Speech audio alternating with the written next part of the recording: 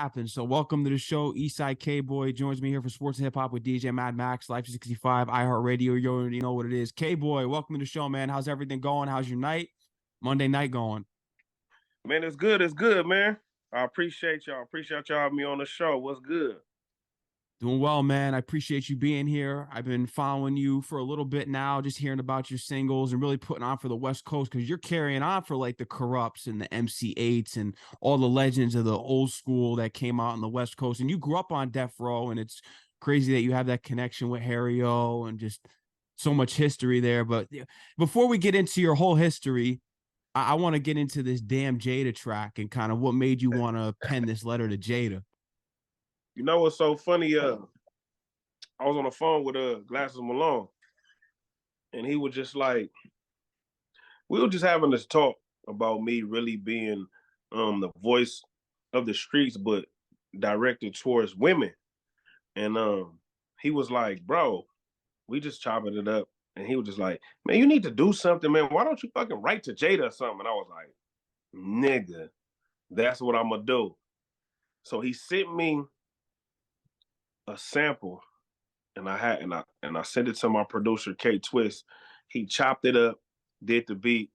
The rest was history. And when I sent it to G, he was like, "Oh, this shit is dope." It was.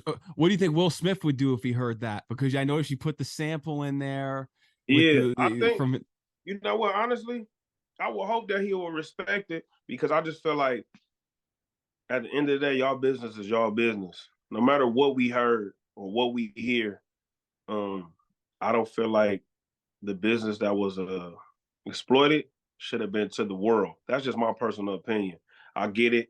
They superstars, mega superstars, that life is in front of the camera, but some of the things she could have kept to herself, or she could have just kept for her book, I guess.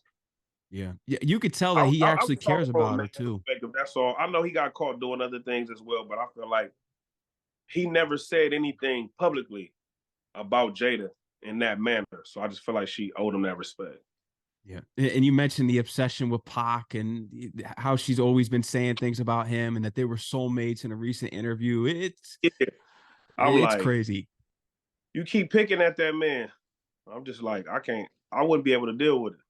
Yeah, no, it's crazy because you could tell that Will Smith actually genuinely cares about her, and she just keeps abusing him, and it's kind of just how things have reversed because we're almost paying. I have conversations about this all the time that men are now paying for their sins of the way that they Fact, treated women for years. fact, So now fact. we're the ones being abused in a way. It's not to the degree of what men have done to women, but they're getting us back here. I agree. It's crazy. But you're on this new record right now because Al Nice was telling me about all these new records that you got out and that you're working on. Taylor Port is a new one. So talk to me about Yeah. this record that you got that you're currently pushing. Taylor Port. You feel me? It's for real. You hear me? Yeah. For real. Taylor Port, dope record. I'm actually sitting right here with my brother Envious, the one who's singing on the hook with me. Um, man, quick little story is just I really don't even drink. So that's why everybody was surprised that I did this song. People who really know me know that I don't even drink. I really drink occasionally. That's only due to people having accolades in their life. I may drink a couple of shots with them or something. So for me to do a full record talking about drinking, everybody was like, huh? So I went over to my friend's spot, which they call it the Red Room. And everybody was drinking this drink. And it was wine. And I was like, all right, let me have a taste. This is wine. And wine started really getting me faded. And I was like, hold up. I don't even need the like the hard liquor. So I was like, okay, I'm feeling kind of faded. I thought it was due to my lack of drinking alcohol. So I just thought that I'm just a lightweight. They like, nah, it really gets you fucked up. It's 18%. I'm like, damn, it's some wine. So it doesn't make you feel like you want to go fuck somebody up or shoot up the club or anything. It actually made me feel like LL Cool J. So I thought I was the coolest nigga in the party off of it. So I drank it a few more times. Then I seen it go crazy on TikTok. And I was like, wow, what a coincidence. I just started drinking this drink. And it's like a TikTok craze. Everybody mixing this drink with certain drinks. The most recent one that I seen, or the most one that I see that everybody do, is they mix it with Hypnotic and like this Blue Minute Maid juice and the honey pack. Yeah, I mean, because I guess it make you horny as well. So I was just with my boy Envis one day, and I was like, bro, we should just do a Taylor Boy song. I think it'd be dope. He like, all right, we couldn't find a beat. I called my boys from the Eastie Boys, JFK. You know what I mean? If nobody know who the Eastie Boys are, they do a lot of blast production. They actually the platinum producers that did the beat chosen. I'm like, man, send me some. The first beat he sent was the Taylor Port beat. And as soon as I heard the intro, I was like, this is it. Let's come up with the record. And the rest is history. I guess I've been manifesting it. I reached out to Taylor Port 2 times on Instagram. They got at me. Then they hooked me up with my boy Stefan. Then Stefan hooked me up with my boy L Nice. And here we are today. Yeah. Shout out to Al Nice too for getting us connected and everything, and just, you know, learning about your journey, him just getting us connected for this interview. It's kind of interesting to hear that you don't drink much, you don't smoke much, because you know what usually comes with the lifestyle rappers. Fat Joe's spoken about it. He doesn't smoke either. So what's kind of made you stay on that straight edge path in a way, because you know what hip hop is about? It's just not for me. Everything is not for you. It's just not for me. I won't get on here and lie and say I haven't tried it. I tried it, but it's just It's not just for not me. for you. I just feel like I don't like going throughout the day feeling tired and sleepy and high. I don't want to be high. So if I don't even want to be that high, I can't see how these young kids do these ultimate drugs. Like you want to be that high? I just don't understand it. So to me, I like to be functional. And it's a lot of functional people that do it. And that makes millions of dollars, like Uncle Snoop, great functional weed smoker. So more power to him. It's just not for Eastside K-Boy.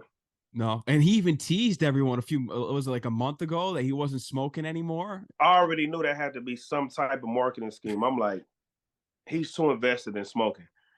He didn't say, I'm going to quit smoking weed. He just said smoke. We assume that he was talking about marijuana. I said, he's a genius. Talk about that damn barbecue pit. Crazy. And he is a marketing genius, and it's crazy to hear just how you two hit it off in a way, because you feel as though that's kind of your one of your better characteristics. You kind of just that fly in the wall, and you kind of aren't the one to just go out there and just push yourself on someone. And he caught that attention in a way where he was like, what's your name? He kind of just saw you maneuvering in the room, and you were kind of quiet, and you told him that you rap, and you told him your name, and he was like, that Special K cereal, the Kellogg's. And that's how the brand is started for the album covers. No, you right. And you do your research. I'll tell you that much.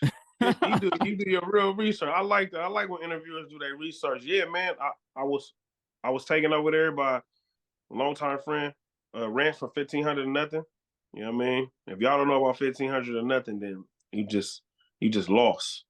You know what I mean? One of the biggest producers, bands, songwriters ever to grace the industry. So he took me over there to the compound. And like how you said, I just like to be observant. I sit back. He was actually talking about football with his youth football Pop team. Warner. Yeah, and I felt like everybody always, he gets this all the time, like, hey, you know, I rap. Even though he's from the east side of Long Beach, I'm from the east side of South Central. So we try to use the whole common connection to the east side. I said, I'm not doing any of that. I just want to just sit back and get some game from Uncle Snoop, which I was doing. But since I wasn't involved with everybody, it made him go, what do you do? What is your name? And you was brought by a big talent that I use all the time with my music. So you have to be somebody. You have to do something in the music capacity. So, and that's when I told him, and we've been locked in ever since. I performed for his birthday. I think it was his 50th birthday. I performed with Jail Felony. So we've been locked in ever since. We got to see this collab between you and Snoop happen in the future. That would be nice, especially that he's got Death Row now. I think that would be history, because I believe that you're the next one up. And I know it's been a while because you've had the setbacks there. I heard about you getting shot, and just how you went through your own suicidal time because you lost your brother and then your grandmother. It was such like a quick stand right there. But you talked about the inconsistency being a major factor for you. Do you feel as though right now, because Gangsters Need Love and then the Jada track and everything that you're pushing right now and all these singles, do you feel as though you finally reached the point now where you're consistent to where you want to be at? I feel like I could be a little bit more consistent, but I'm way consistent than I ever been. So right now, I just feel like I just gotta keep putting out content. I think now my new thing, what I'm gonna do is get the people into me. Like you see how you did your research and you knowing about my life. I need my fans or my supporters or even the newcomers to know about Eastside K-Boy as the person. Because I feel like music is second nature. I feel like that's gonna be the easiest part. But once you know my story, I feel like you'll be a little bit more in tune to me. So certain records that I put out, you can understand it. Because I used to just put out anything when I was younger. Now I'm kind of selective. It takes a long time. I get into my Dre mode where I do all these records and nobody here except the people around me. You know what I mean? So, and that's not gonna do any good. So right now I am consistent. Am I where I want to be? Not at all. I feel like it's still much work to be done, and I'm willing to do that work too. So, and then it's just going to even go up from there. So what are your plans for 2024 to raise that level of consistency? It's right around the corner. What do you got? Because I know everything with Shaka Wear. We're going to get all into it. I know all about your story. So what's kind of like the outlook for 2024 right now? really, man, just really doing a lot of stuff with my bros, man. As you can see, or y'all probably can't see, but I'm in the Team DJ headquarters. Them is my bros. Been knowing them damn near 20 years. We all collectively as join forces to create this conglomerate called the team, where it's just artists, producers, DJs, and we really pushing that movement because I feel like the industry respects movements.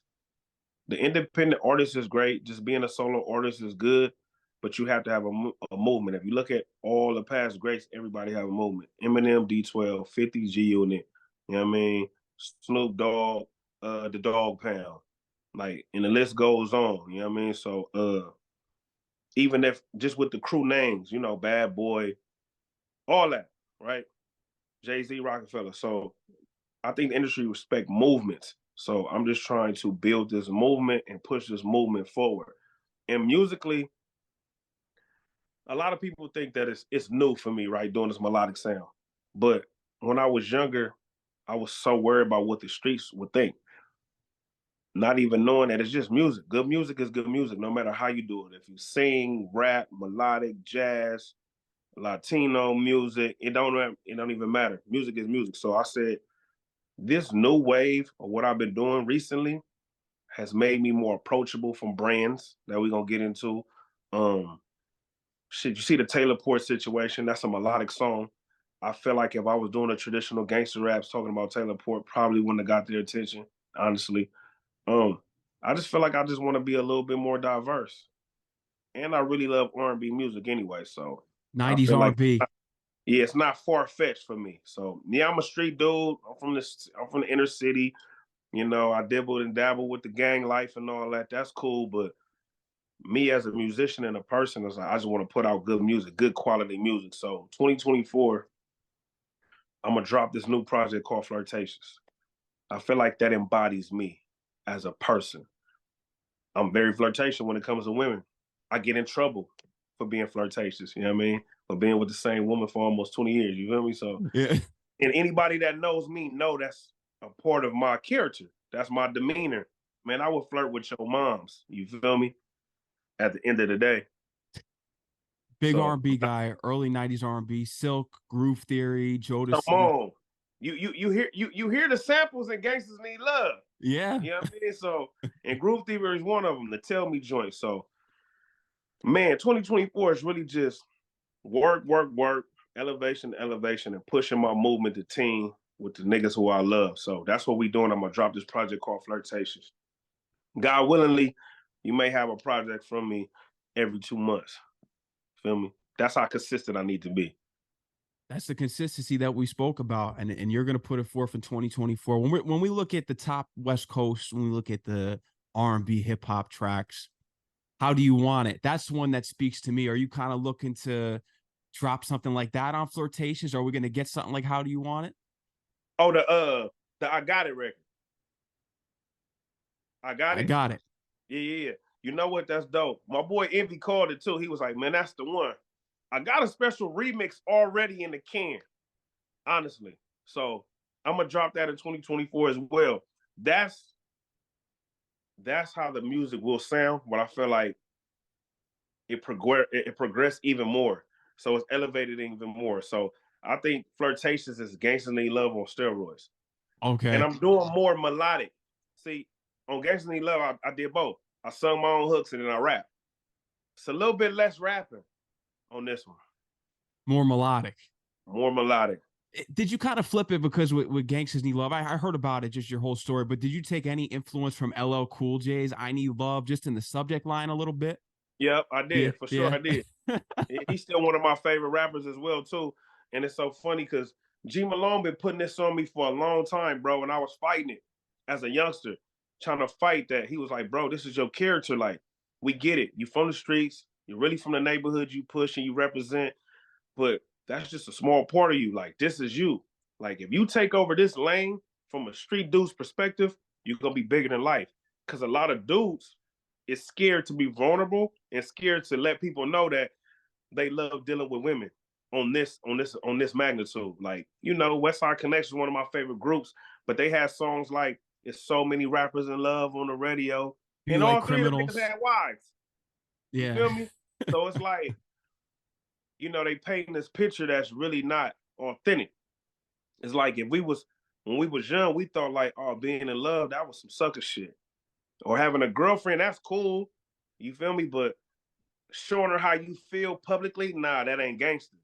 When the most gangsters dudes gonna cry when they woman leave or even look at another nigga. You hear me? So I just feel like me just opening up and giving you these real life situations with a man and a female coming from the inner city, I think it'd be dope. And I just salute and thank Glasses for instilling that into me. It took a minute for me to accept it, but now that I'm in this realm, I'm loving it. Yeah. And your and Glass's relationship, you've been together for so many years now and got connected. I think through a homegirl I heard that she connected you with. Yeah. Yeah, yeah. I was a late teenager, my homegirl Poker.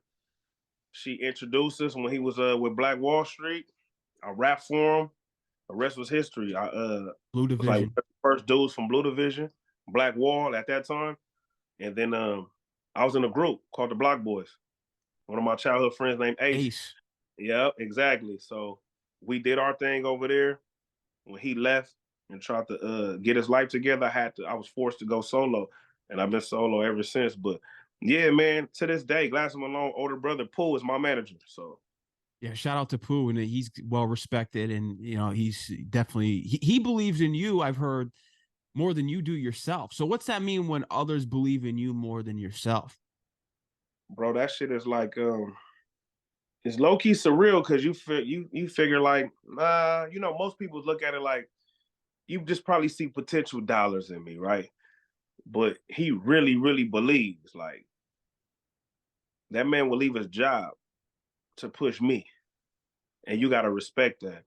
I remember when I was calling myself giving up. This is a few months ago, to be perfectly transparent. Like, man, I know so many people. I have so many resources. Maybe I'm just a better A&R because I'm always connecting things. I was like, we gonna get in the music industry in one way or another, Pool. So I'm gonna just be an A&R. He kind of let me say that, and then like 2 days later, kind of really called me and let me have it. Like, no, like, bro, I'm willing to give up everything because I believe in you. And you talk about some damn A&R? No, you're an artist and you're gonna be an artist and you're gonna blow up, bro. We've been telling you since you was a kid that you're gonna be a star. I just believe in divine timing, and it probably wasn't my time then. But right now, the path that I'm on is for sure the time right now. Yeah, I've heard about your struggles. It is a big mental game, especially when you see your peers blowing up around you. It's discouraging because you should be in the same position as them. And, you know, you were bringing a lot of guys through in your area. Nipsey Hussle is one of them. And even Kendrick, I heard.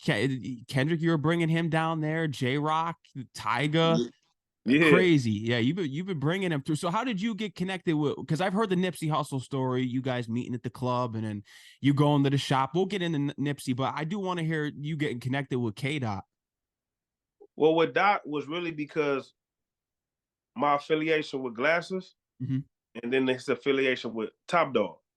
Oh yeah, because So, you have close ties Glasses to from TDE. Watts. Yeah, Glasses from Watts. Dude Dog, the owner of Top Dog from Watts. J-Rock from Watts. So they're from Watts, but we are from the East Side. I'm from an area called the Eastside Low Bottom. So just by me being around them, and being connected to Glasses, it allowed me to be connected to TDE. So I was a part of TDE in the beginning stages. So I seen Dot just be Dot and turn into this mega superstar Kendrick Lamar.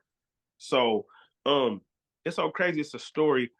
I'm gonna really start really telling these stories and really have the people really vouch for these stories as well. I was talking to Big U, but that's a whole nother story. But I told Dude Dog this because Top knows that. Top got at me when I was, I don't know, I probably was like 20 something, early 20s before I got shot. And he asked me, like, hey, what is G doing with you? I didn't know what a joint venture was.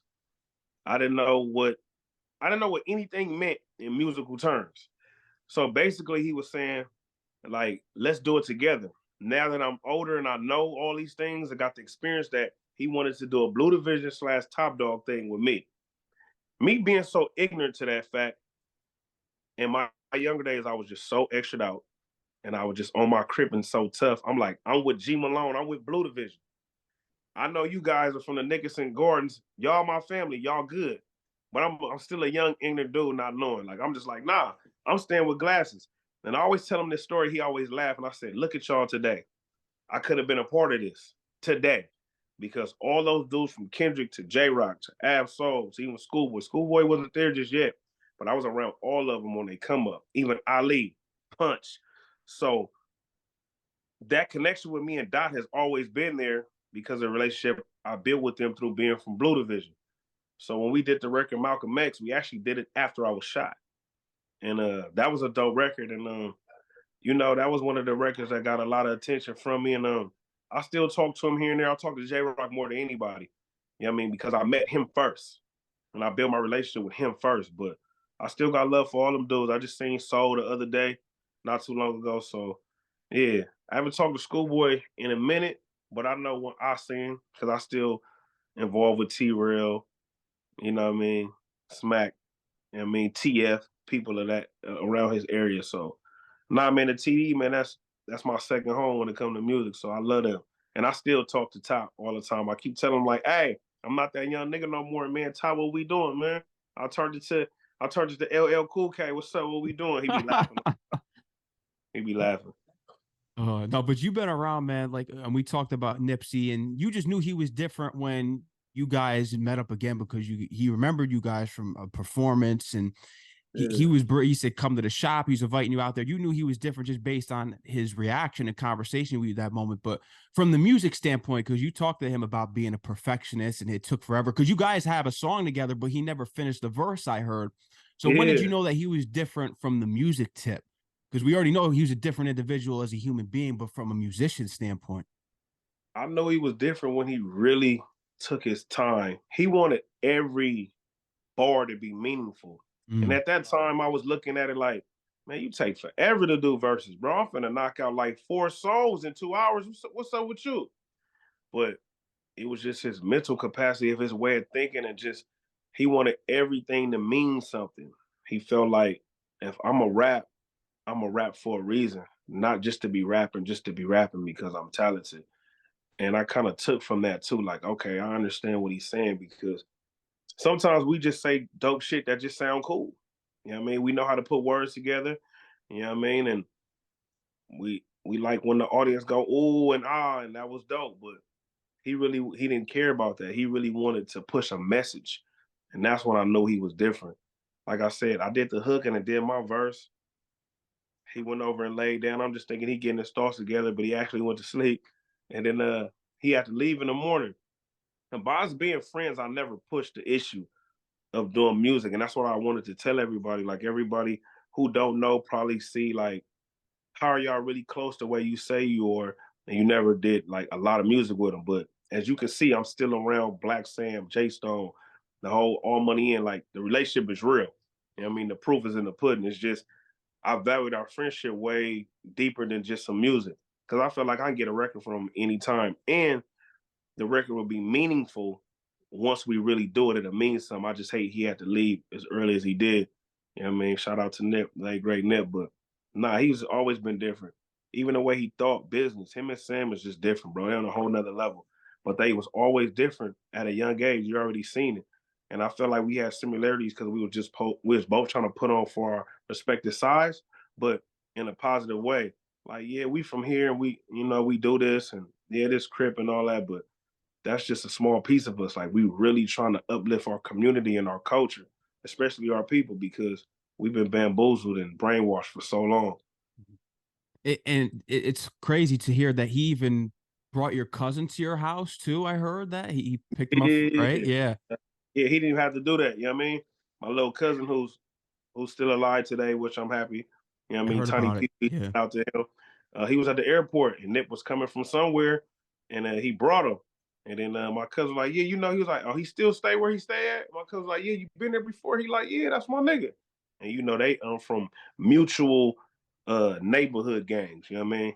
Nipsey was from 60s, my cousin was from 40s. So he brought him to my house and he didn't have to do that. Another thing he did when he was out in Texas, because my cousin moved to Texas, Nipsey had a show out there. He invited my cousin and my auntie, you know what I mean, to the show, and he didn't have to do that. So that's all I'm trying to let everybody know. Like the relationship and friendship was deeper than music. So yeah, man, he was a solid dude. I hate that he not here with us right now.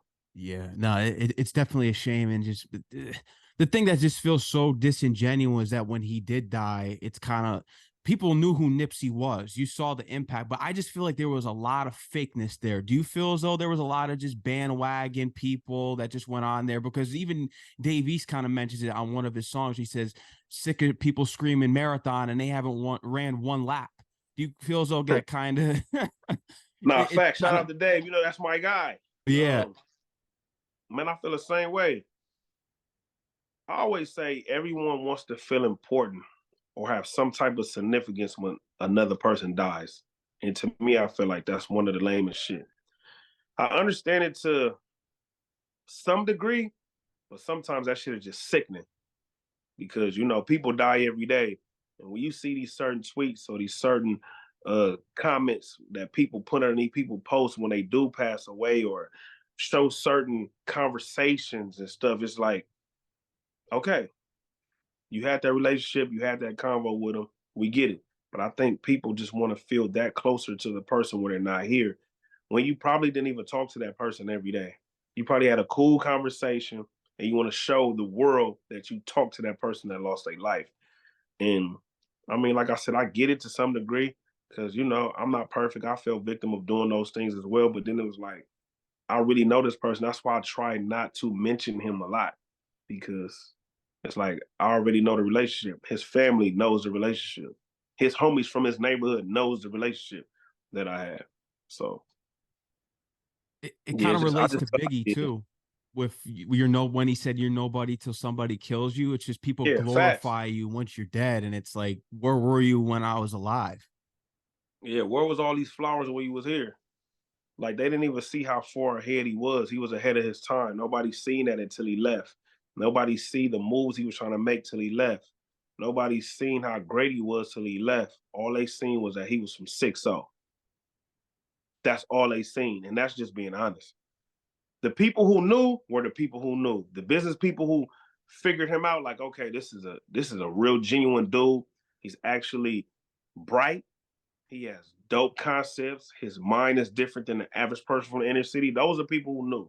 But just on a regular tipping scale, nobody knew anything about him like that. All they knew is what they thought they heard. You know what I mean? From his first previous mixtapes.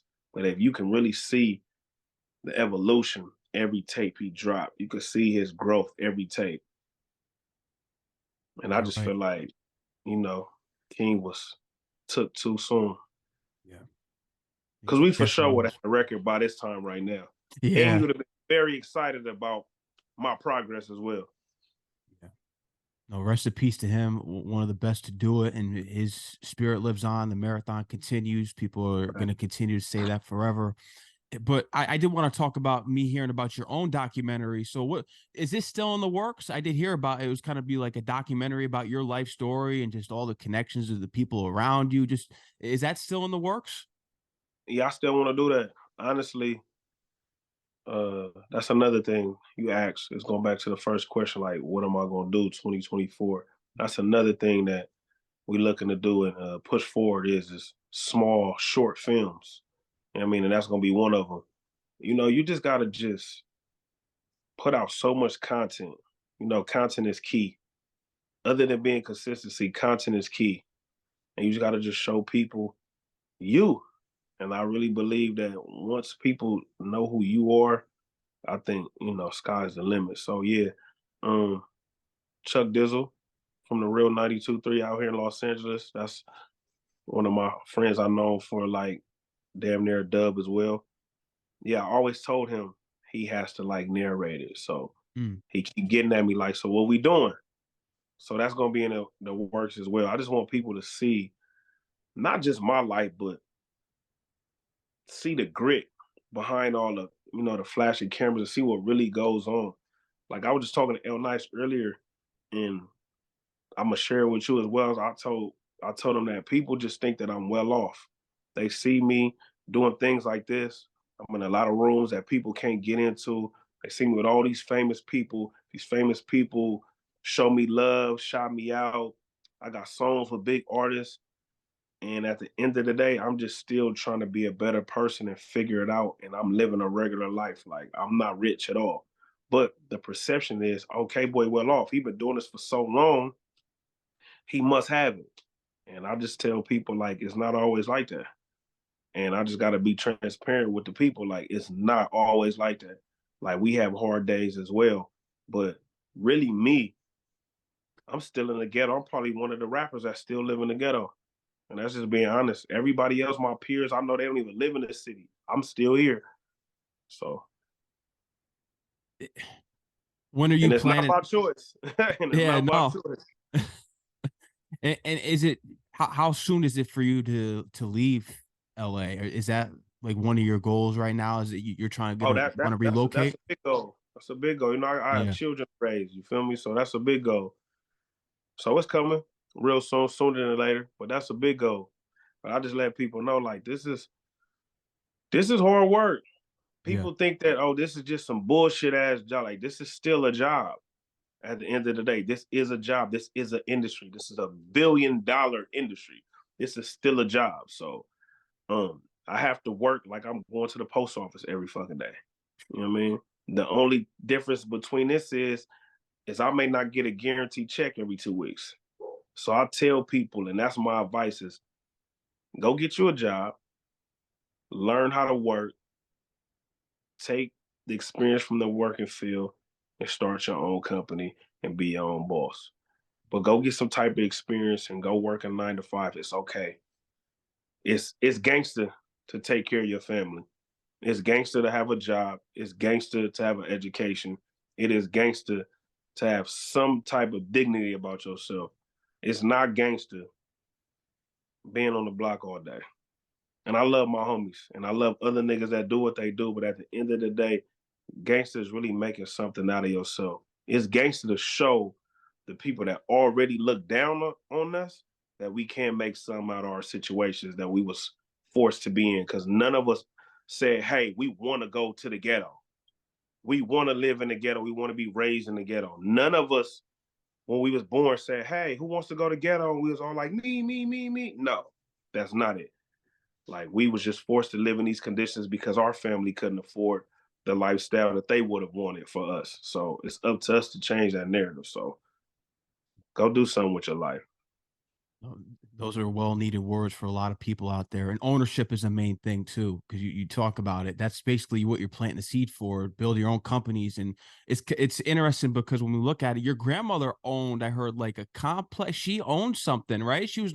I know you guys don't own it anymore, but didn't she own some type sort of property? I was hearing about. No, yeah, my great grandmother, Lucille Jackson. Yeah, she had owned the course that I was raised in my neighborhood on Mm. 49th and McKinley, and also owned the house next door to us as well. So, and shit, actually owned a house too on the west side.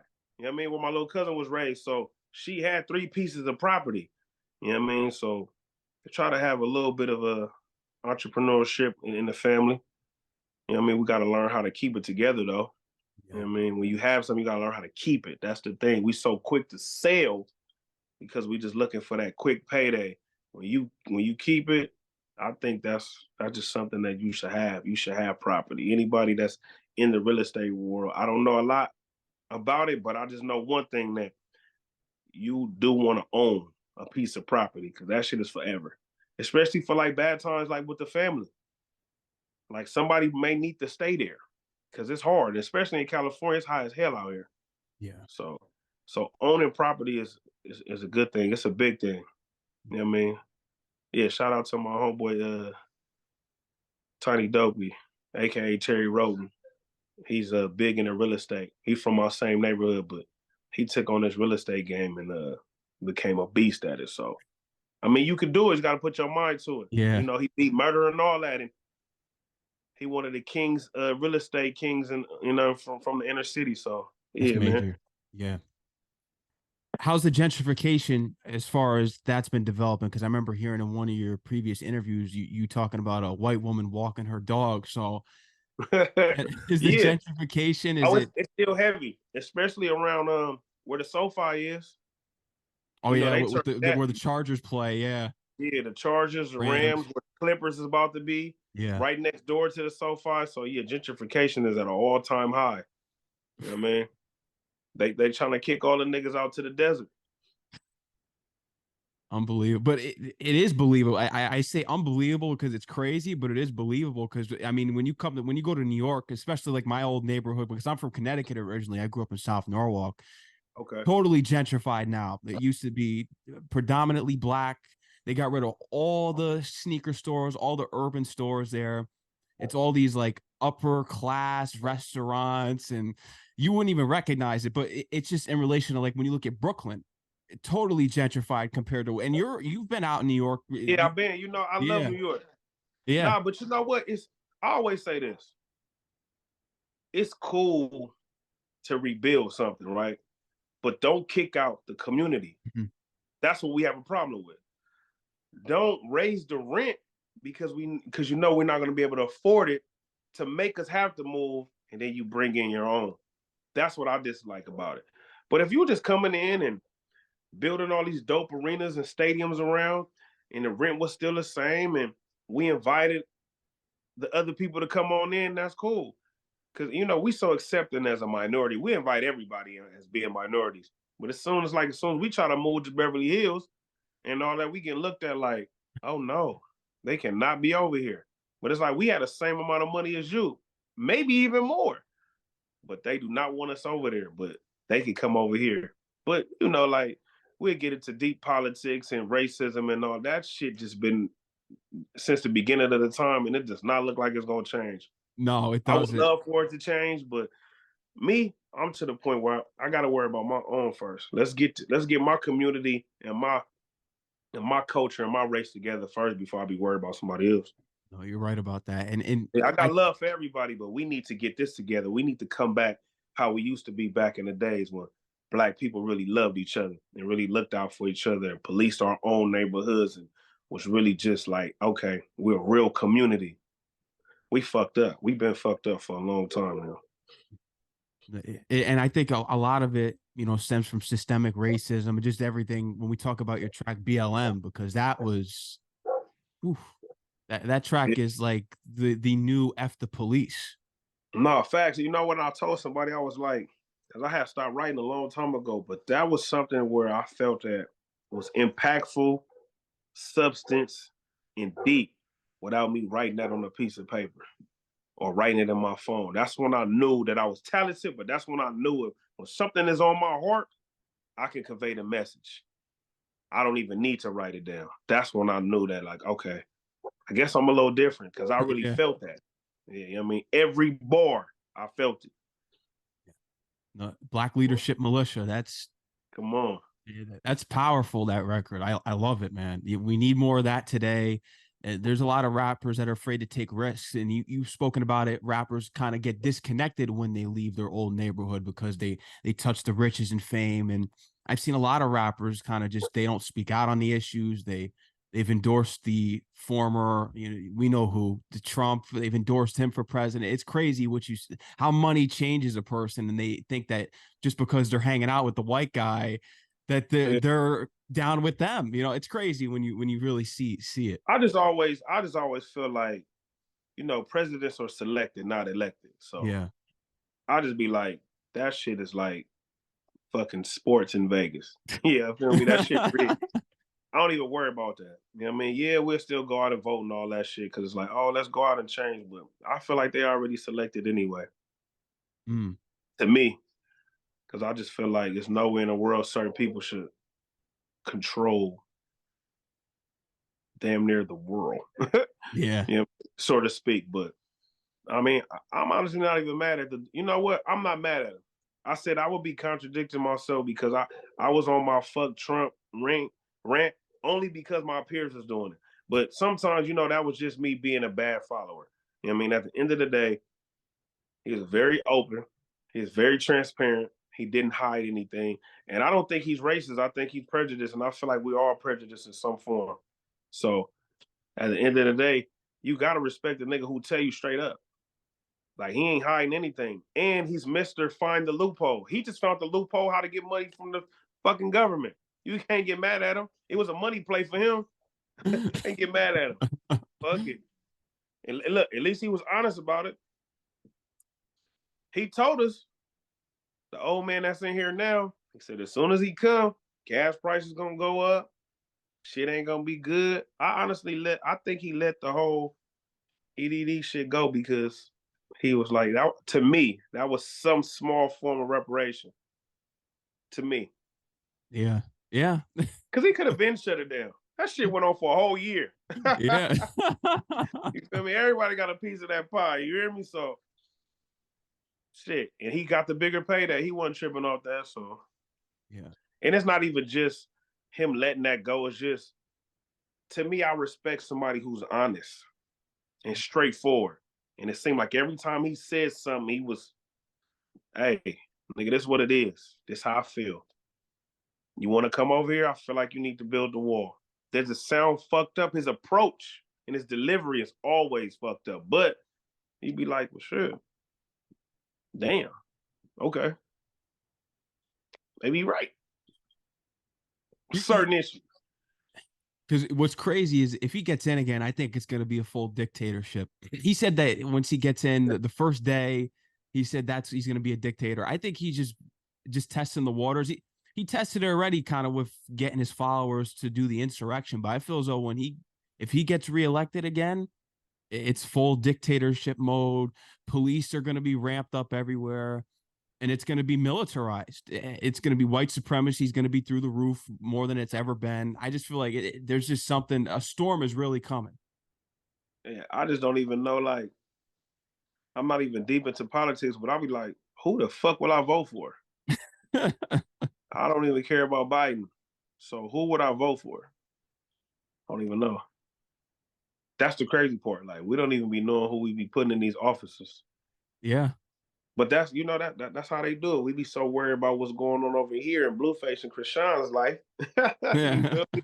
Then what's going on right here where we need to be trying to really pay close attention. But I just feel like everything is like that, man. It's what's that shit called? Propaganda. I think they just do that shit intentionally all the time. Yeah. It's to basically sell their message, and it gets to people, and people get fucking hide in plain sight all the time. Yeah. We know what's going on there. But man, I want to get back because we got real deep into the political discussion. Because you have done, I mean, with the BLM track, that was an important record, especially around the George Floyd incident. So I wanted to touch on that because that was such a big deal. But I want to get into music sales with you about streams and everything. Just your thoughts on the whole streaming game. Because Snoop Dogg, that's your guy right there, a legend, of course. He said he got over 1 billion streams and only 45,000. Under 45,000. I'm telling you, before we got on this call, man, I was talking to L Nice about this. That's ridiculous. That's a lot of streams, bro. 1 billion streams to get under $45,000. That's rape. Yeah. You feel me? Like, to stream that much to get that little bit of money for your intellectual property is crazy to me. Like, that's just insane. Like, I don't even know what to say. I can't even really keep speaking on it because we try to get all these streams and I'm like, for what? We stress out. Bro, sometimes I don't even want to put out music because I know that I'm not going to get the streams that I know I should be getting, and I know these records are well put together, like the Jada track. Like, thanks to people like you that feel like it's fire, but I know if the world got to hear it, I would have caused some type of ruckus in the good and bad way. I mean, that's what music is for. I mean, that's what NWA did. I mean, at the end of the day, that's what hip hop is for. That's what music's for. It's for feelings, to make you feel some type of ways, to make you think, to make you laugh, make you cry, make you dance. And man, we be stressed out. They don't understand, as an artist, you be stressed out trying to keep up with the Joneses in this industry, and it's hard because you're like, man, we doing all this music for what? For nobody to hear. And then when they do hear, like Snoop got 1 billion people to hear, you still trying to pay me a penny on a dollar? That's crazy. I don't even know what that should be meaning. Like, oh, we get 1/10 of a cent. Like, what the fuck is that? I don't even know what that means. Yeah, no one knows. I think ever since the industry went fully digital, because I'm still one of those guys. I would go out to the store and get the records. I love going to Best Buy, Circuit City when Yeah. that was still open, buying the physical copies. You got the Let's figure booklets. it out, man. Look, man, we need to make some type of petition or something, like put CD players back in the car. Because I feel like ever since CD players and CDs went obsolete, because it's like there's no way to play them. They want everything on this device that we on right now. And I'm like, nah, man, we should make it like, that's cool. Y'all can still have these DSPs, but man, get these physical copies back in these stores. And let's see who really gonna win. Let's see who go, because it's easy, it's convenient. Yeah. It's convenient for me to go to Apple Music because I have an Apple phone. It's convenient for me to do that. But if I really, really, really want the record, I'm gonna go buy it. And I feel like we're it's not giving the artists their just due with all the hard work they put in to the music, for somebody to just pay a monthly fee for this other service that you can go listen to everything for that flat rate. Cause that's what it is. Cause and then I'm not even gonna stream. I can't even stream all the music that I do put on my phone at once. So at the end of the day, I'd rather go back to buying CDs as well, because at least you give your full attention and you can give your full $15.99 for your purchase, because you love that artist and you love that music and you're really into what you wanted to go buy. Now it's just convenient. I just think it's like, oh, I'm just going to Spotify, I'm going to go Apple Music, click title, Amazon Music, that's cool. I pay the monthly fee. I get to listen to music all day, 24/7, without going to buy it. But to me, I feel like it'll weed out the good music, the great music, and the trash.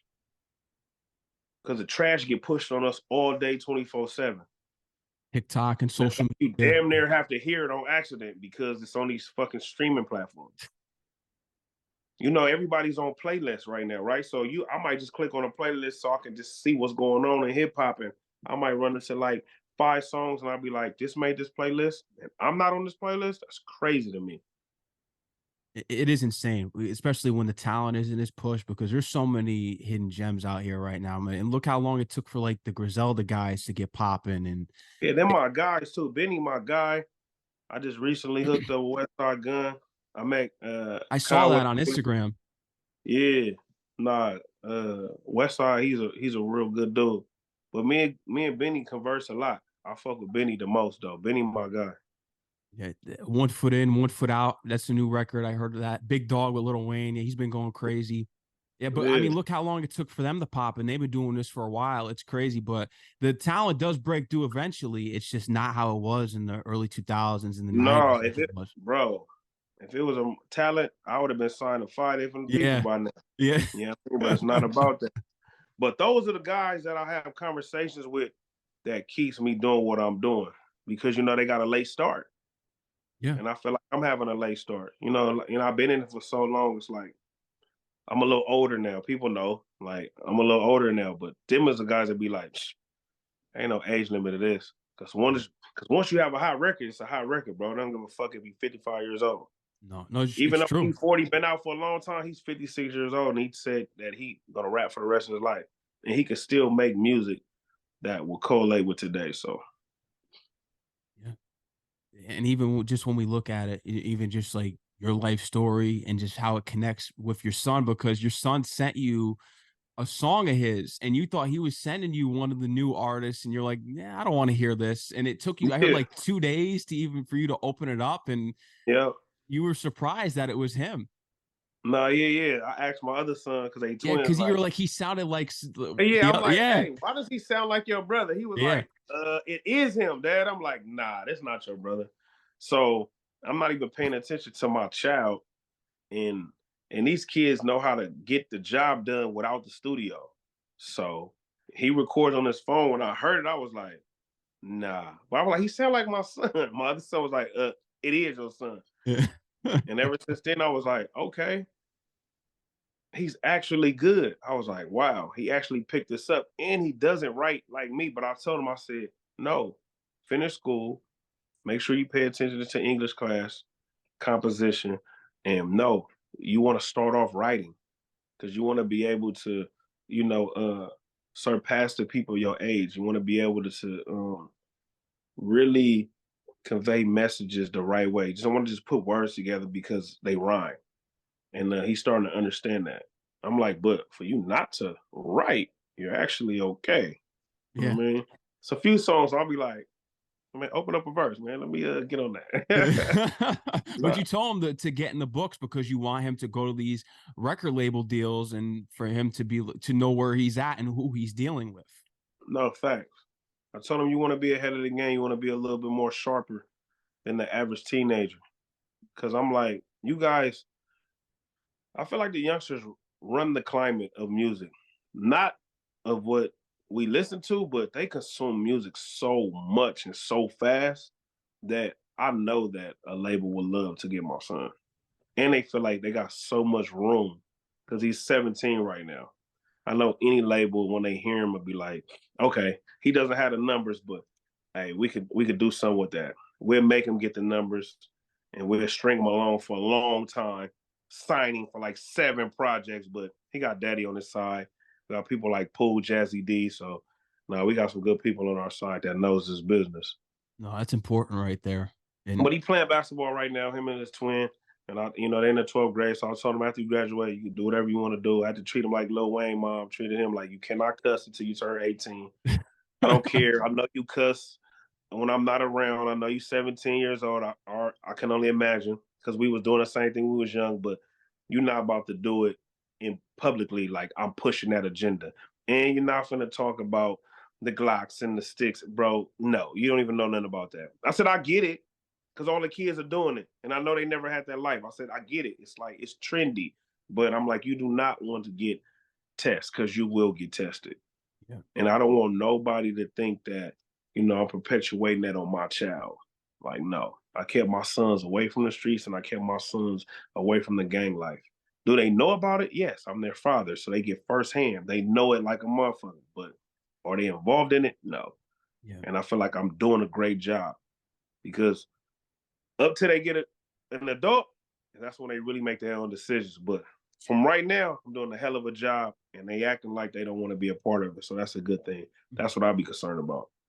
Your uncle taught you how to write a 16 bar at the age of like 11 or 10. And then you eventually, I think you were using one of his verses, I think, and saying that it was yours at Yeah, an yeah, early age. So how does it feel now knowing that your son didn't need that help and he could just write even without putting anything on he a did piece of it paper? himself. Like he didn't even need me. That I Yeah. feel like that's dope.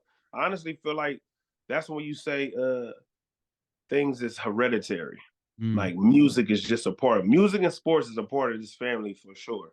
And he got a God given talent like his father and his uncle, and I'm just happy that it's my son. So, when I'm done with it, I know he can carry the torch and keep it going on. I know your favorite albums, Get Rich or Die Trying, you got Corrupt, Streets is a Motherfucker. Those are the top two right there. I wanted to ask you, what are your top 5 West Coast hip hop albums of all time? West Coast strictly. Streets is a motherfucker for Mhm. sure. Terrorist threats. Um, Doggy style. Um, in a major way. That's E40 shit. And I like we always debate about this, but I'm not gonna act like I don't love the dude and all eyes on me. Tupac. for sure. Yeah, yeah. Them are the ones that I'll listen to a lot because I'm looking and thinking like I have all of them on my playlist. So yeah, yeah. In a Major Way was dope. I was really young, but you know how you're inspired by your older cousins and brothers and stuff like that. So I think in a Major Way. I don't know. Was that '90s? I gotta see. Was that '96? I know it's early '90s in a Major Way. But one of my favorite songs, if it's major, hit me on my page. Ring it, ring it, ring it, ring it, ring my cell phone. That was E40. That was one of my songs when I was a young kid. So yeah. And of course my background. So I was listening to Corrupt and Snoop and all that. So Yeah. The Chronic's not on the top 5. I'm surprised the Chronic didn't make the top 5. see, even though I was young, I wasn't into the Chronic. Mm.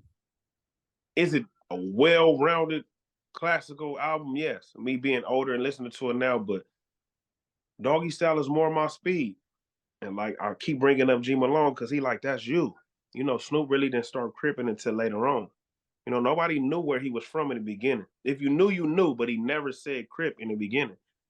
He was a street dude that was on some player shit.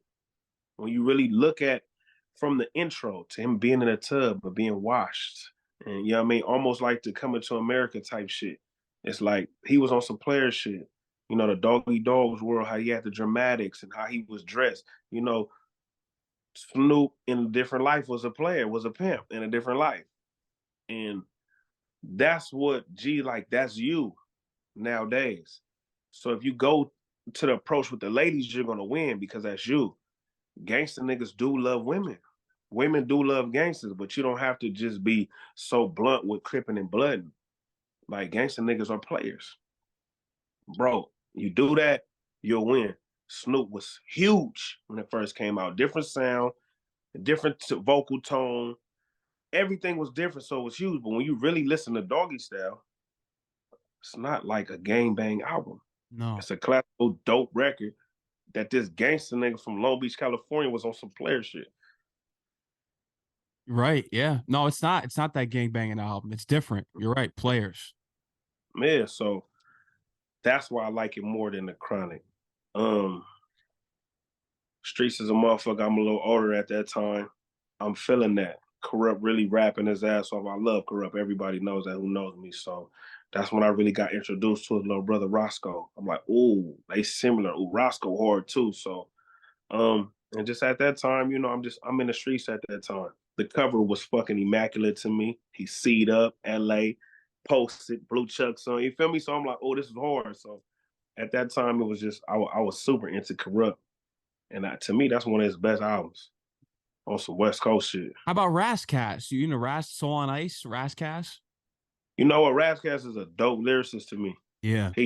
But I wasn't into his album. Like I'm not the type of rapper that's gonna get on here and just name dudes because I could just name them. Yeah. Like I'll be lying. Like, see, I wouldn't even know Razzcast catalog, and I know him personally. But can he rap his ass off? I do know that for a fact. What I did do, what got some attention when I was younger, it's funny. Glasses sent me this. He sent me a picture today where he's about to do physical copies of his version of the Chronic, what he did with Greg Street back in the day when I was younger.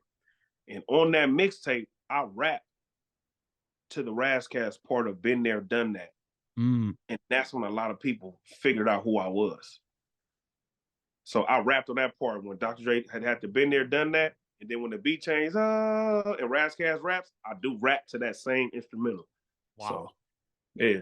So he was dope for that. I for sure became a fan with that verse. Yeah. Oh, he's definitely underrated when we talk about MC, especially in the West Coast. He's definitely up there. Dope. Yeah. No doubt about it. I want to get into the game because I heard that you met the game. Was it in a bathroom? That's where it was. I didn't meet him in the bathroom, right? So, G was already with him. Yeah. So G was already with him, Black Wall Blue Division. But we didn't have that super relationship. So me just being me, at that being a youngster, games of power rule. I thought I was heavy on my cribbing. He went to the bathroom, I had to use the bathroom. hit him with the like, "What's up, cuz?" Yeah. He kind of looked at me, gang tall as a motherfucker. He kind of looked at me like, "Nigga, what?" But I was like, I'm glasses, boy. I'm K-Boy. I'm from Blue Division. Then it was cool, like, and ever since then we've been tight though. Like Chuck give it to me like he's another underrated dude. I know he probably like, nigga, you ain't put my motherfucking documentary on your Yeah, top five. that top five too. Yeah. Yeah, but that is one of my favorites too as well though. When I got older, like Game is just dope, bro. I think he's a chameleon. He could do everything. Yeah. When it comes to rapping, man, that nigga do everything. Just like Numinati. That I was actually there for the full process of the album, so that was dope. The whole Illuminati shit. I was there for the whole process. So yeah, that shit was fire. In our game, that's my guy, man. To this day, that's my nigga. Chuck is my nigga, man. I mean, you've Shout been out to Big Face too. You know what I mean? That's Big Face was another instrumental part of my early career, especially getting me to understand this blood and cripping in the music.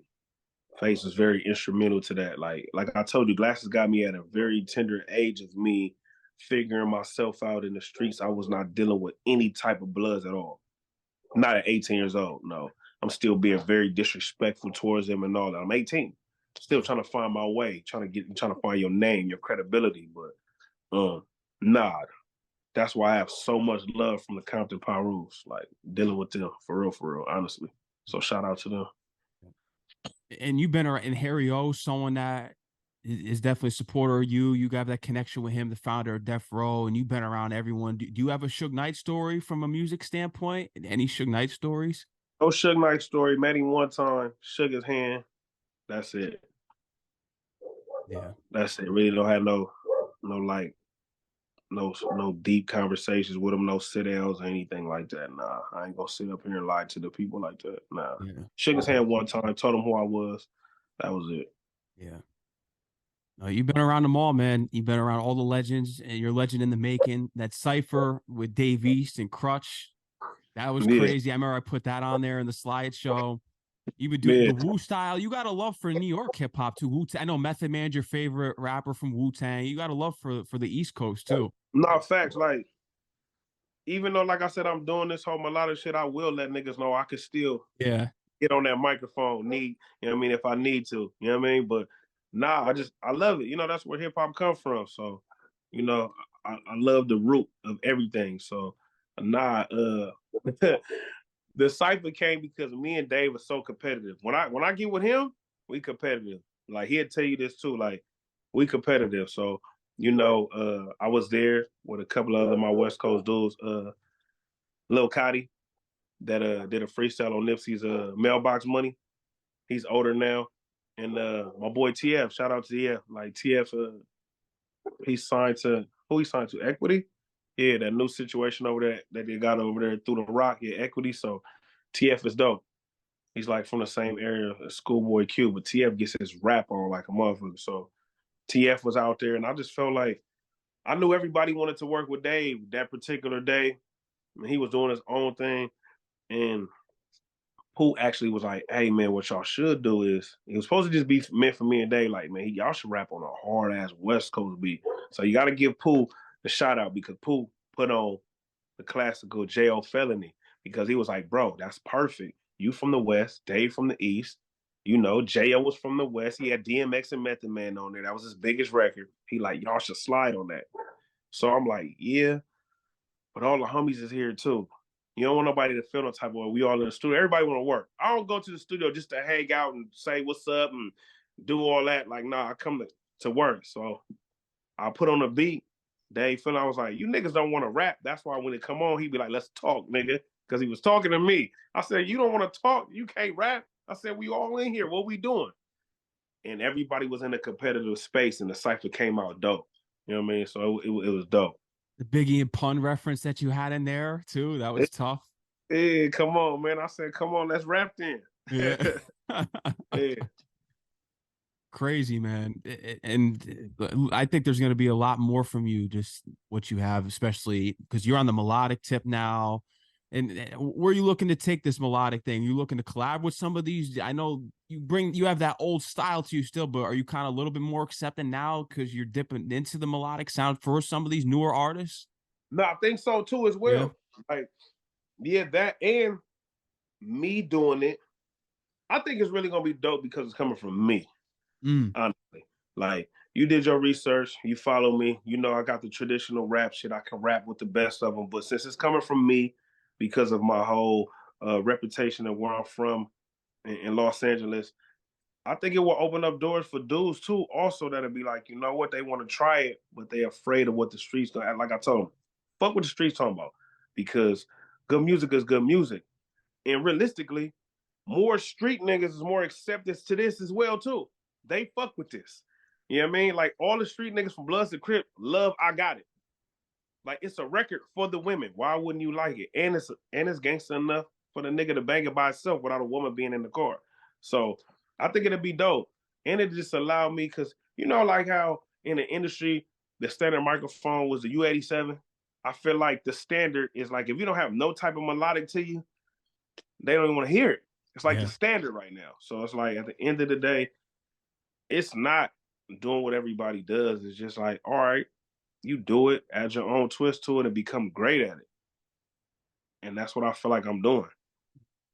And I will want to do this on a record with like Snoop, Dave East, all my people that I already dealt with.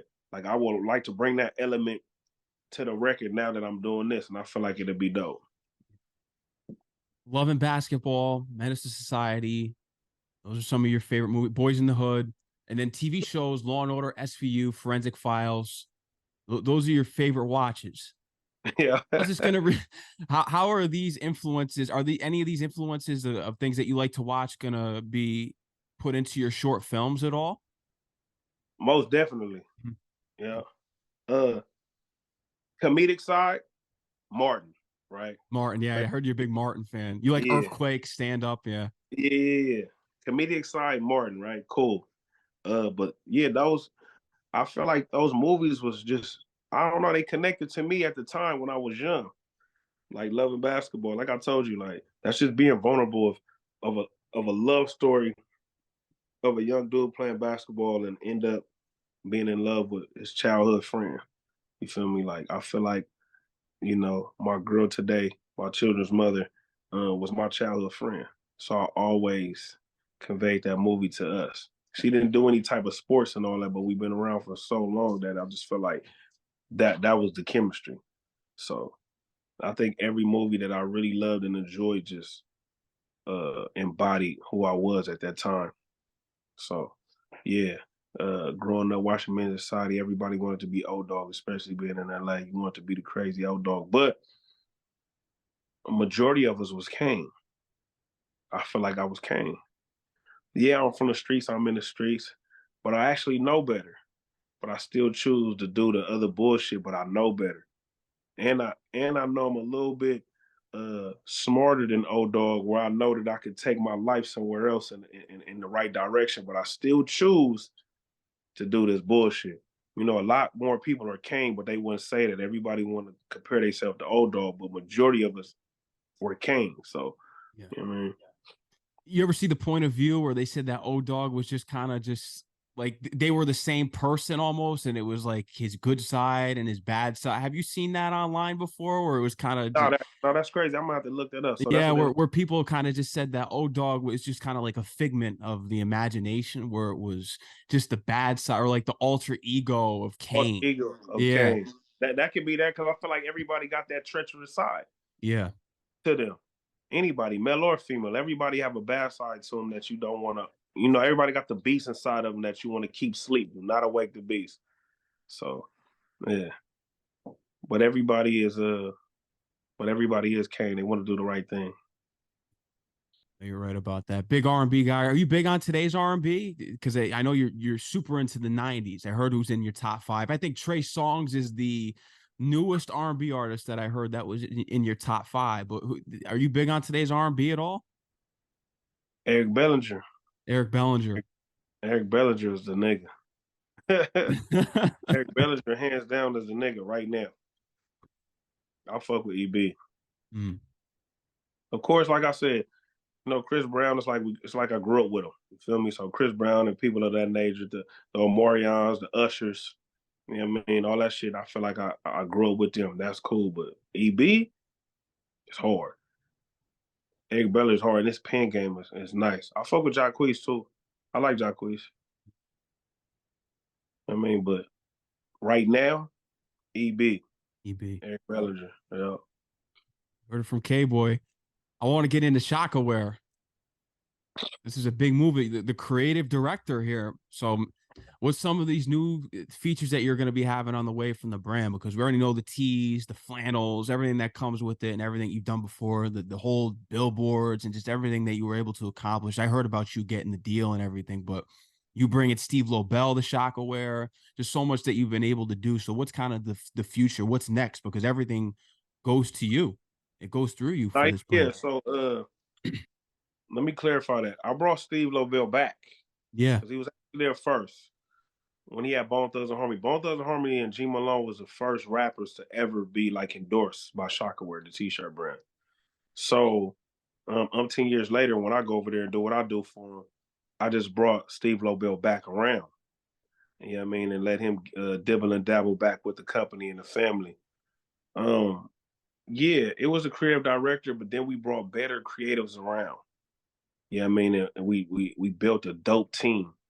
So then I just like kind of like moved over. Well, I wouldn't even say move over. I felt like the title fit me more with artist relations because that's what I was really doing. I was helping create a lot, but I was helping, but it was collectively. And I don't want to take full credit for all of that. So that's why I took that out. Me and one of the owners, we like kind of like agreed on that. Like, yeah, I do more like artist relations, like brand ambassadors. So that's what it is. And nah, man, it's a lot of big dope things going over at Shaka. Where right now I'm just so focused on music, so I took a step back because I'm just so passionate about my music right now, and that damn near took a lot of my time, honestly. You feel me? So, um, still cool with the brand. Everything is still good. Still wear Shaka tees. You know what I mean? I'm just so focused on my music right now. But um, those group of people has been good to me. It's a Korean-owned company. They've been good to me. Two brothers and a father. Them as my guys. You feel me? They taught me a lot about being a businessman, and they taught a lot. They taught me a lot about the t-shirt industry as well. So, um, always gonna have a special place in my heart. But like right now, I'm just so focused on this music and pushing the team. That's what I'm pushing right now. And my ladies brand Yellow Rose. That's like the top priority for me right now. Well, that's fire. But I did want to ask you this because with the whole thing with Shockaware and everything you're doing with them, do you feel as though today's rap because I mean when you look at Dapper Dan and everything that he was doing for New York rappers back in the day with the Gucci and Style and his own stuff, the whole those big time fashion brands, those luxury brands were always in hip hop. But do you feel as though that today's rap we kind of forget the urban brands when we look at Shockaware and just everything? Do you think that it's total now it's all luxury where we don't even see the urban, just how like jerseys were back in the day, the baggy tees? Do you feel as though that the new music is just kind of just completely gotten away from the root of the fashion side of hip hop? No, I do think that Yeah. because at the end of the day, you only do what you talk, you only do what you see. I tell that to everybody all the time. And when I do these interviews, it's like if the biggest rappers are wearing Balenciaga, Gucci, Louis Vuitton, you're gonna want to do the same exact thing as them. They're telling you fucking when Amigos doing Versace, everybody wants some Versace. You know what I mean? And before that, Biggie was doing the Versace shades and Pac was doing it's like every big rapper had his thing. L. Cool J was making you wear your pants leg up. You know what I mean? So Nelly was making you put a band-aid under your eyes. So when the biggest rappers are doing these trend-setting things, that's what you want to do.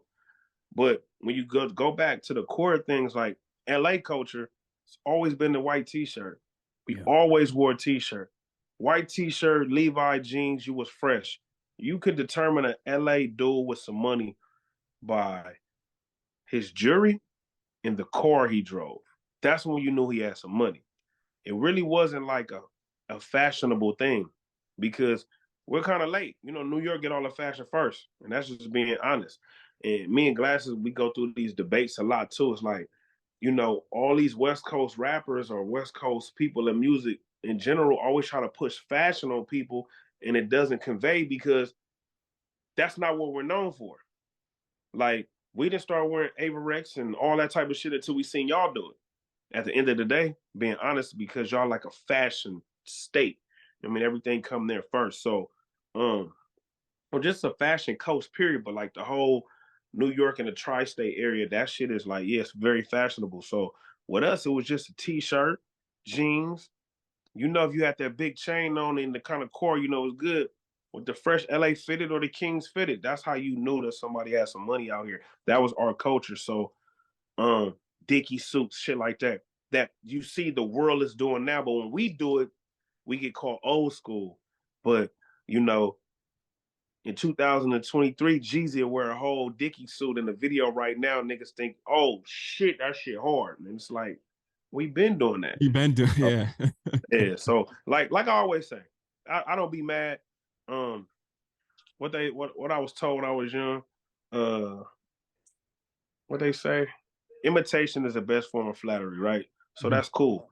Because at the end of the day, everybody gets something from somebody. There's nothing new underneath the sun. So we know that this street gang bang, the way we dress, the way we low ride, the Chuck Taylors, this cultural thing has gone across the world. And everybody will take from it, everybody will embrace it, everybody will indulge in it. When we do it, it's old school, it's whack, it's played out, it's dated. But if that's where we come from and that's our origin, then it should go around forever. Cause I can't tell y'all wearing some butters, it's played out. Cause y'all gonna wear butters all day, every day, 24/7 to the end of time. So why when we wear Chucks and Dickies, it's played out, it's old school. Oh, y'all stuck in the 90s. If we low ride, but everybody across the world want to low ride. It's a big low rider community in fucking Japan Yeah. where they take the whole low riding culture. So I don't understand it, man, but fashion is not us. Can we dress? Yes. Can all the young dudes, you know, get they swag on, they dress on? Yes, for sure. You know what I mean? It's the way how you put that shit on. Facts. It's a new time. But that's what we don't have to offer. We have culture to offer the world, but not fashion. Here's a question for you, because I know everything about the whole check-in thing, just how you've spoken about other artists coming to LA and just the whole gang culture out there, especially with hats, because you can't wear certain hats when you're out there. Does Damn this, near every hat is a game. yeah, yeah. Does the same thing apply for jerseys? Like, I get that. Do you get pressed for a jersey too? It's the same thing. The same thing. A team is a team. The same team logo. The team is a team, man. If you wear the Mariners, you're affiliated with the 60s or, you know, South Sides of Compton. If you wear the Yankees, that's anything neighborhood or Nutty Block. Or even in Long Beach, the Young Insanes wear that. Schoolyards wear that too. So it's like in different areas, it means different things. When you wear the Astros, you're affiliated with the Hoovers. When you wear Georgetown Hoya, you're affiliated with my hood with the gangsters or the A-Trade gang, anything gangster crip. You know, the Hoyas, you're affiliated with that. Homestyle Grays with the G, gangsters again. Um, Georgetown Hoyas on the west side, you're affiliated with the gear gangs. It's just it all matters of what side of town you on, what Mm. part of the city you on. These jerseys and these hats mean a lot. You know what I mean? And we still live by that. The colors, no. You might see me in all red. I know a lot of people see the colors, no. That shit played out. But these teams, you just don't wear certain teams for no reason. Got to leave the Mitchell and Nesses at home when you go to LA. Come out with your all white tee, Shaka Wear. Yeah, yeah. You know what I mean? So, but I mean that's the part of the culture. It's fucked up. It's sad because you like them. I can't even wear my favorite team in certain areas, but it is what it is. Crazy. But it is what it is. Like you said, it's just how it is, man. But how about performances? Because I've heard all about your Mac 10 bringing you out. Just all the performances that you've had in the past. But what are some of the performances that you have on the way? You got anything lined up? Not just yet. Not just yet. Not just yet. Trying to focus on finishing this project flirtation. So I think that's gonna be another dope addition to this melodic shit. I'm just trying to finish that up, honestly. I mean, if they want me to come out, for sure, but I don't have anything planned. Not as yet. I'm sure things are on the way, man. But Yeah. K-Boy, inspired by K Dot and Titty Boy, keep the name. I know that you've contemplating. I want to Yeah. remarket. You got to keep the name. It goes. It's different. Man, you know what? And I'm glad you like the first one that say that. You know, when you, it's so funny because my kid said, "You gonna be K-Man because you grown." Yeah, I did hear about that. Like, Yeah. but at the end of the day, yeah, it fit me. I just threw the East Side in front of it so you can know that it's me. You know what I mean? Like I'm from the East Side. I put on from that side of the city, and I just feel like, I'm a staple from over there, man. I'm a fixture. I love my community. I love my section. I love the historical part of it. And I just want to be something positive that come from over there. You know what I mean? I don't want to just be known as like, oh, the nigga from Whoop-de-Whoop, man. No. I want you to be like, yeah, he came from the East Side, which is monumental, and he made something out of himself.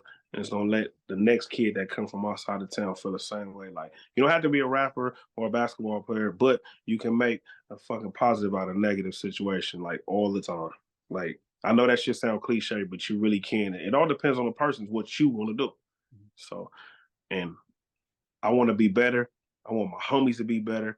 I want my set to be better. I want my hood to be better. I want us all to be better.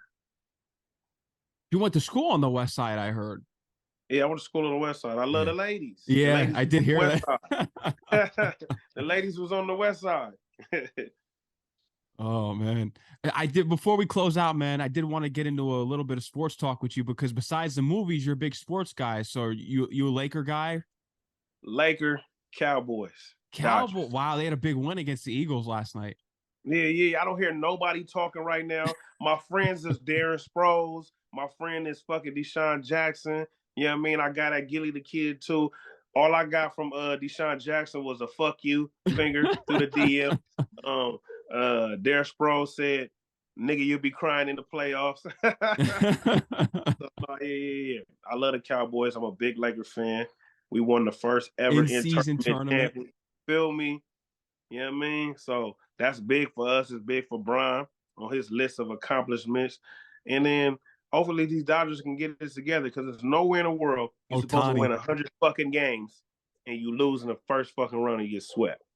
That's No. crazy to me. Yeah, We'll that be all is right good. though. See who we just got though. Otani. Yeah. So Yeah. we'll be all right. And I heard that he's only getting paid $2 million a year for I think like first couple of years of his contract or something. Like after the 10 years is when he's getting paid the 68 million per year. So you can go get more players, I heard. So you'll probably go get Yamamoto and all these other guys that are out here. The Yeah, we're Dodgers gonna are be gonna be, stacked up. yeah, you're gonna be stocked. You're gonna be stacked up there. Just when you think the Yankees are gonna make a big splash because they got Soto, it looks like the Dodgers are gonna be the team to beat in the whole league now. Yeah, y'all see it. Y'all Yeah. see that. Yeah. Oh man. K-Boy, is there anything else you'd love to let the audience know here tonight that we didn't talk about, discuss, or touch on? Man, it's keep supporting. Fuck with the team. We all hear that team, it's me and my niggas. I got some of the best DJs out here. So you gonna have to link with my homies out here because you're an incredible DJ as well and a personality. So team DJ is the shit. The team is the shit. Just continue to keep streaming the Taylor Taylor Port Poole. record. That's all I ask for you. Stream the record and also drink it and have yourself a nice night after you drink it. You already know, man. And let them let them where they know they can follow you on Instagram, X, Twitter, whatever. I still call it Twitter. Everyone calls it X. But all the platforms Yeah. that you're on that people connect Everything with is Eastside K-Boy. Of course, Instagram is Eastside _K-Boy, but everything else is Eastside K-Boy. All my handles is Eastside K-Boy. Instagram is the only one that's Eastside _K-Boy. Follow me, get to know me, continue to support. I'm gonna give y'all good music. I'm gonna give y'all good advice and all that. Come take this journey with me and know about the person. It's your favorite Eastside nigga, Eastside K-Boy. You already know, man. And shout out to El Nice for getting us connected. That's the Shout guy out right El there. Nice. Shout out Stefan. Man, shout out the whole Taylor Port team. And shout out every DJ that fuck with me, whether it's the Taylor Port record, the I Got It record, and my record, 1993 is still being played. So, man, I fuck with all y'all, man. Like I said, we gonna do this for the West Coast, the East Side, Taylor Port, East Side K-Boy, featuring Envious, produced by the Eastie Boys, the team. You already know. Eastside K-Boy, thanks again, man. Anytime, you're always welcome back on. Anytime, once you got an album roll out, whatever you need, You always I have a got you. place I here. appreciate you. It's love. When I drop Flirtations, we gonna talk. Oh yeah, definitely 100%. Got to do this again, man. Taylor Port available on all platforms now. K-Boy, enjoy the rest of your night. All right. You too. All right, man. Peace out. Love.